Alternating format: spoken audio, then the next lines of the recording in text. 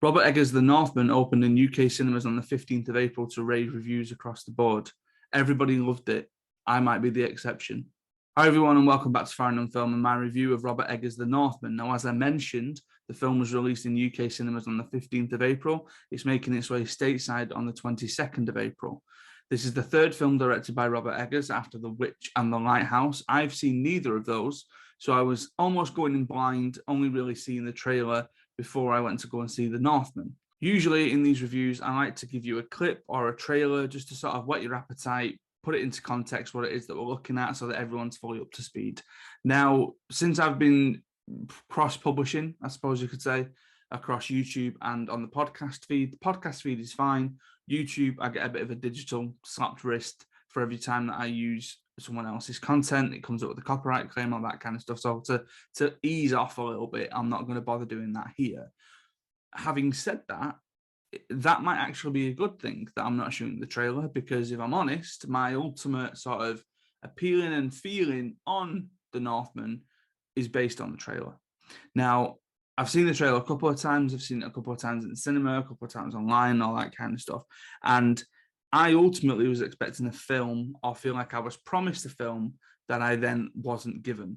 Now, that might be an issue on my part, that I was taking certain expectations into the film that ultimately didn't come to fruition for me. But I think as well, there's something there to be said about the current way that, I was going to say Hollywood, but I suppose it's just the way that film companies in general publish these films, issue these films, market these films ultimately to an audience. To me, the trailer for The Northman, and I'm sure you can find it anywhere online, is very much representing a Viking style film with a lot of fights, a lot of action, a lot of brutality, things like that. I felt a little bit let down by the film because I was expecting those certain things. Now, I will say this, it's not just the trailer. There's been a lot of stuff in a kind of bubble on Twitter since the film had its press screening, I should say. In that a lot of people, as I already mentioned, loved it. A lot of people really, really enjoyed it. Some people are saying it's a masterpiece. Some people are saying that it's brutal and they needed to lie down afterwards. Some people are putting it up there with one of the best things of the year so far and all that kind of stuff. Now, ultimately for me, it is brutal, okay? It is, because there are certain death scenes, but ultimately I was expecting much more. In essence, I was expecting the Viking version of John Wick is what I was expecting from this film. And unfortunately, I didn't get that. Now, to kind of give you a review and I suppose to get everybody up to speed with what the film is that we're talking about. So The Northman is basically a historical epic action drama film, although there are a number of different generic elements floating around, which I'm going to mention in just a little bit. And Alexander Skarsgård stars as the titular character, the Northman, but he's obviously he's named as Amuleth. Now, Amuleth, the legend of Amuleth, or the myth of Amuleth, is supposedly a source that Shakespeare used for Hamlet. Now, if you're familiar with Shakespeare, if you're familiar with Hamlet, you're going to see the references all the way through this film. If you're a similar age to me, so I'm 32 years old, or even younger, your references are going to be pinned down in The Lion King. Now, I say that not as a criticism. A lot of people know that my favorite animated film of all time is The Lion King, but the last thing I needed when I was watching The Northman is thinking Alexander Skarsgård was essentially Simba, which happens quite a bit, especially in the fiery sort of finale, which I will leave. I'm not going to spoil finale or anything like that. So to give you a brief plot synopsis then. So Alexander Skarsgård plays Amuleth, who, when he was young, he saw his dad killed by his uncle. So his dad's brother killed his dad in order to usurp him, take the land, and become king of the sort of area that they're a part of. And Amuleth rides away and he's saying things like, I will avenge you, father, I will save you, mother, and I will kill you, Fiona. So he's going to get revenge ultimately on his uncle. Oh, fine, oh, well and good. It then very quickly becomes an episodic narrative, which again, I don't have any issues with. I think There are a lot of films that I like, particularly the Avengers films, that feel quite episodic. And I think ultimately it's almost a reflection on modern day viewing culture, in that a lot of people are more accustomed to binge watching and doing box sets on Netflix and stuff like that. And there are times where it works, because I feel like if you're jumping from one story to the next, it makes more sense for it to be episodic. There are times in the Northman, where they're not really jumping ahead. They're just doing something in the same place, but for whatever reason, they all have the little individual titles and the little individual sort of mini narratives within them. Fine. Okay, that's a nitpick, essentially. I thought about this right at the beginning, in that I think it walks a fine line of pretentiousness, in that if I was watching this at home, so obviously I'd gone to the cinema today to go and watch it. I went to the View in Manchester. I paid. I've got a limitless card, but it was the most convenient showing in the View in Manchester. And if I decided to watch it at home, if I put it on Netflix or if I'd rented it or something like that, I think after about 10, 15 minutes, I might have turned it off. And I'm only saying that because there's a point within those first 5 or 10 minutes where Amuleth and his dad are on all fours, wearing next to nothing, with Willem Dafoe saying God only knows what to them, and they're drinking out of bowls, and they are effectively acting like wolves, which, to link back to a film that I've reviewed recently on the channel and on the podcast, Wolf from Manif, I expected Paddy Considine to turn up any second at this point. And so they're acting like that. And then, Willem Dafoe gets in the face and he says, "Tell me you're a man. How do I know that you're a man?" And Ethan Hawke's character burps in his face. And then he goes to the kid and he says, "Tell me you're a man. How do I know you're a man?" And then he farts. And it was bizarre, because it was almost like, do you laugh at that bit? Is that a comedic bit? Is this a usual thing to include in a film like this?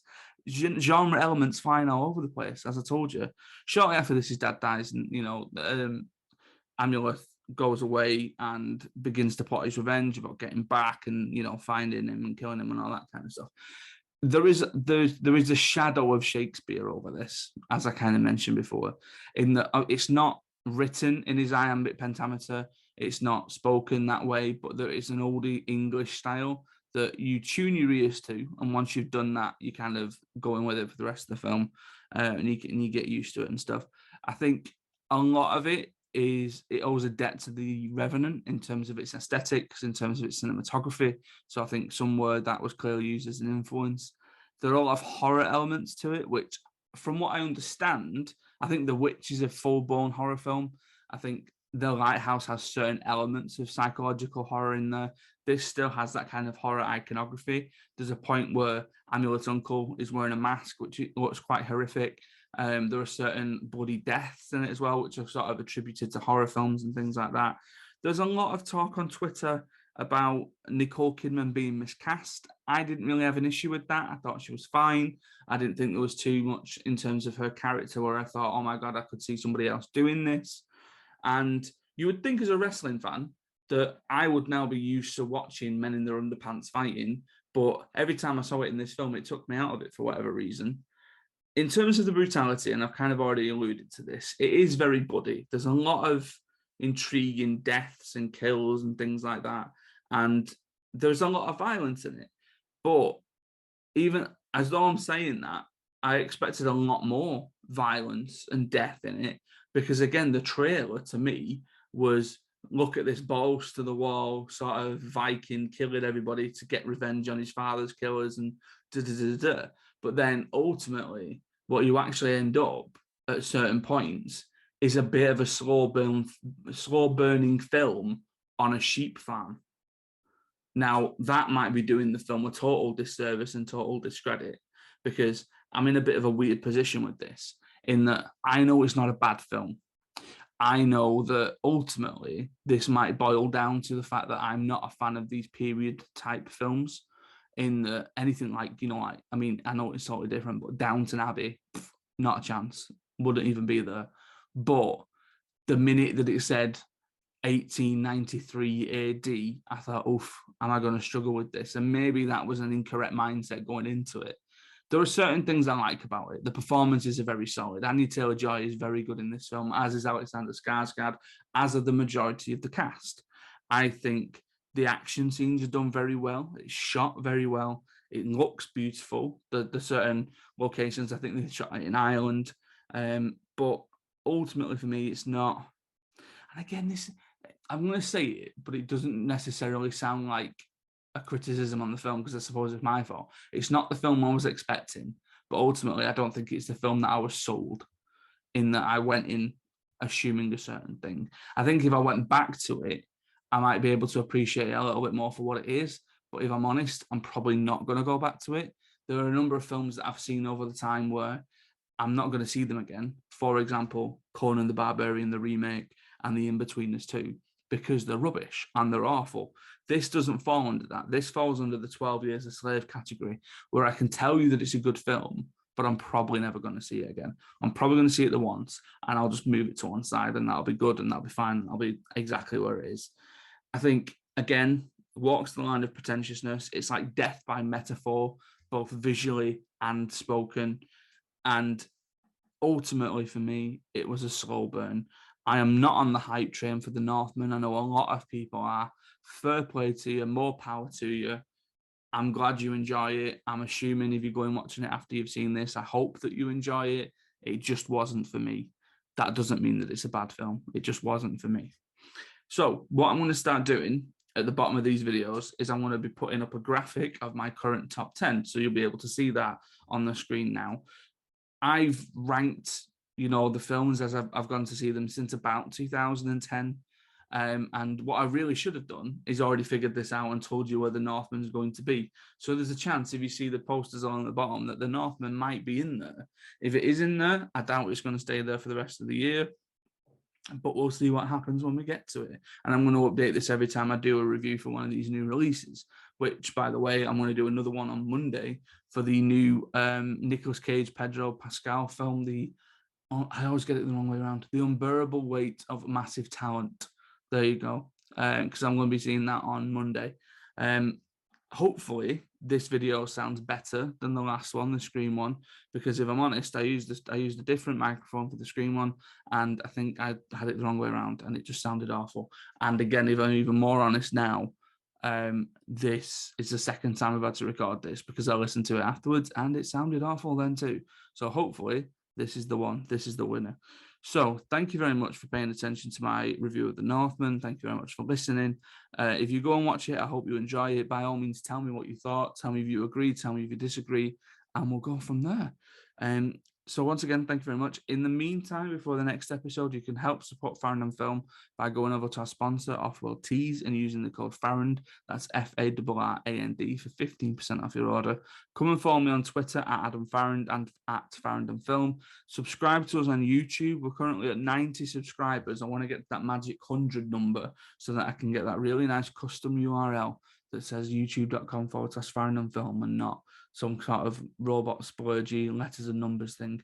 And thank you very much if you're already watching on YouTube. It's just something I'm trying out with. As you can tell, I've got a new camera, got a new microphone, trying to figure things out. That light is quite annoying. So I might have to sort of position the curtain in a certain way, but we'll figure it all out. It's all good. And to be really annoying, I keep looking at my laptop, which is there because I'm used to being on a Zoom call. But anyway, we'll figure it out. Right. Thank you very much for listening. Stay safe, look after each other, and I will see you next time.